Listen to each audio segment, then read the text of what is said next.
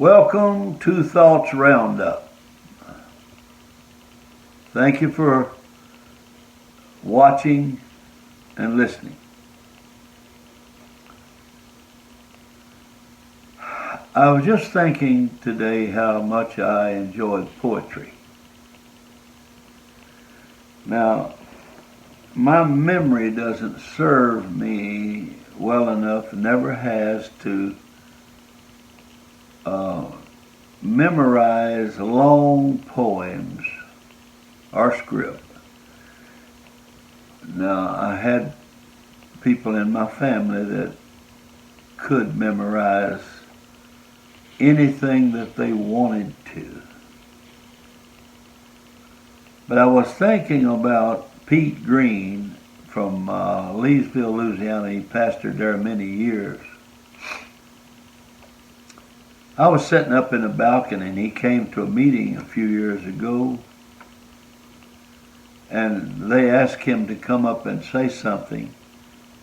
And while he was speaking, I pointed to Sister Smith from Dayton, Ohio. I said to her, he's about to quote poems. And I had no sooner said it than he began to quote. And oh, it was so beautiful and so endless. Everything was just exactly right. And so anyway,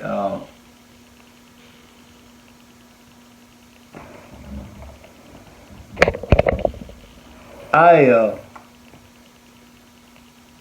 was thinking about Isaac Watts. Isaac Watts, of course, you know, most of you are familiar with his name. He had to rhyme everything when he was young. I don't know if he ever got out of it or not, but everything he would say would rhyme. And his father finally told him, he said, Isaac, the next time you rhyme, I'm going to give you a whipping. He said, now, do you understand that? He said, yes, sir. He said, okay, now let's go to prayer.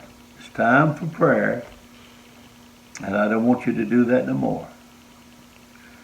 So they went down in the basement, I believe it was, and was having their prayer. And Isaac looked up, and there was a rope that was stretched across. And there was a rat running on that rope. And he said out loud before he thought, there was a rat for one of stairs, ran up a rope to say his prayers. His father heard him and stood up and started towards him, and he said, oh, Father, Father, pity take, and I will no more verses make. He could not help it. Well, I can't help but like beautiful poems and beautiful phrases. It's kind of like I've heard that opposites attract. I just love to hear beautiful, colorful phrases. That's why I like T.D. Witt Talmage as an author. That's why I like his. And it's just amazing how they are able to do that.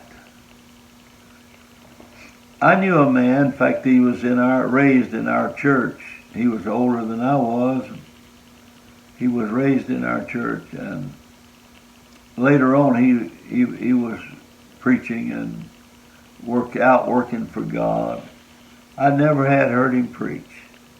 But when I heard him, I thought, oh, that's the most beautiful sermon I've ever heard. He was so descriptive with his wordage. And so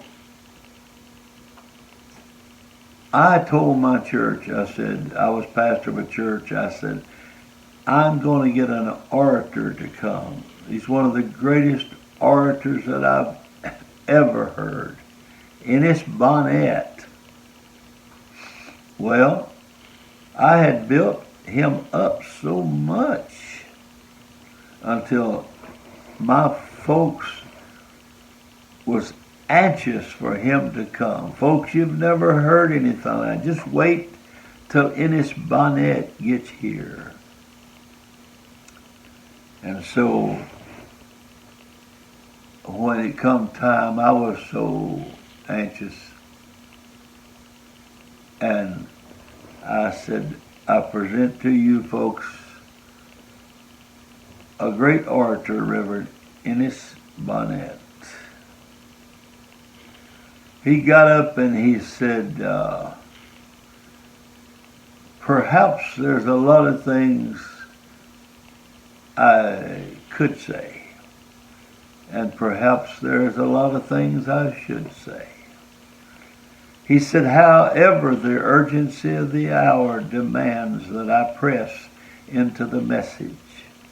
So I will clamp the spurs to the bloodless sides of imagination. He said, at that moment the evening began to weave a delicate web from the sinews of silence and spread it upon nature's body.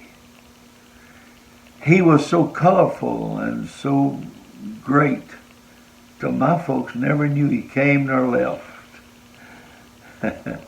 They just didn't appreciate it as much as I did. And so when we got home, I said, Brother Bonnet, what was that? What was the meaning of what you said? He said, oh, that meant the sun went down. That meant the sun went down. You know, that's when I decided that I was not going to try to be an orator. I was not going to whip myself for not being able to memorize beautiful phraseology. I'm just going to stick with it. If the sun goes down, that's what I'm going to say. I'm going to say, the sun went down. But oh, I'd love to hear him one more time. I remember at my mother's funeral, he said, she will not need a Bible now. In fact, you can expunge her name from the church rolls. Isn't that beautiful? God bless you.